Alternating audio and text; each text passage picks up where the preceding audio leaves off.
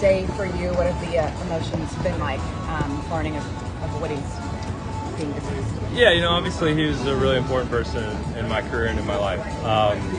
He was around me at a really pivotal point in my career, and I don't have anything bad to say. I have the utmost respect for him, and it's one of those things I just wish we could have played a little better, and maybe outcomes would be different. What are your impressions of Bees and his ability to lead this team? Bees is great. Fortunately, it's not outside the organization, so you already know what to expect from Bees. We know the person he is, the man he is, the expectations he has, so it makes it a lot easier. Do you feel like, as one of the leaders on this team, a need to kind of, during this interim period, do more? No, I think everybody just needs to be themselves. You can't panic, you can't try and change, you can't try and do more and end up doing less. It's one of those things that we understand who we are. We need to be those people and just be the best people that we can in that circumstance. Nobody needs to carry the load. This is going to be a group effort. One thing Bees would say is he wants to see you guys play with more joy. Is that something that obviously it sucks to lose, right? But I mean, yeah. Is it a matter of just winning brings joy, or is there a way to play with that regardless of the final score? I think that's the question everybody wished they knew the answer to. Obviously, winning cleans up a lot of things and it makes it easier to do things, but at the same day, we're professionals, we have a job to do, and we need to go out there and do it better.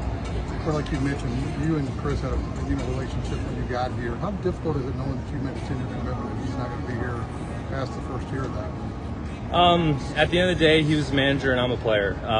My job as a player is to prepare as much as I can and be as prepared as I can to go out and win a game.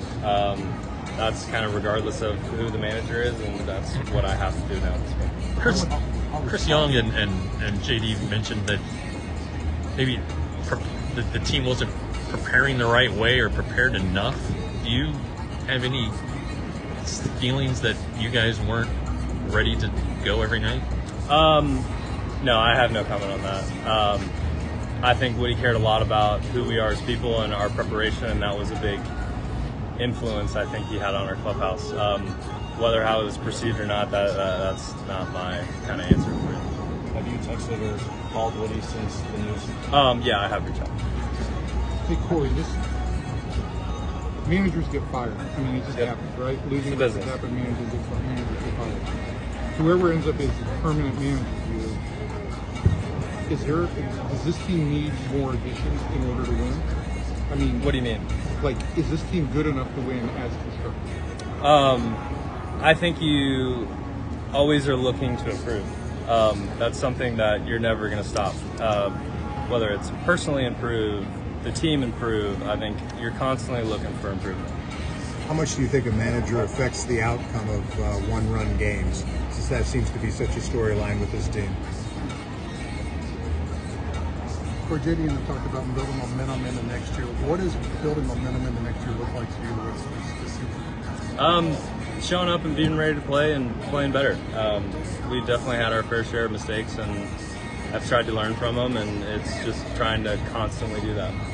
I get it's a bit of a cliche question, and I apologize for asking you, but what was kind of your emotional level when you did find out from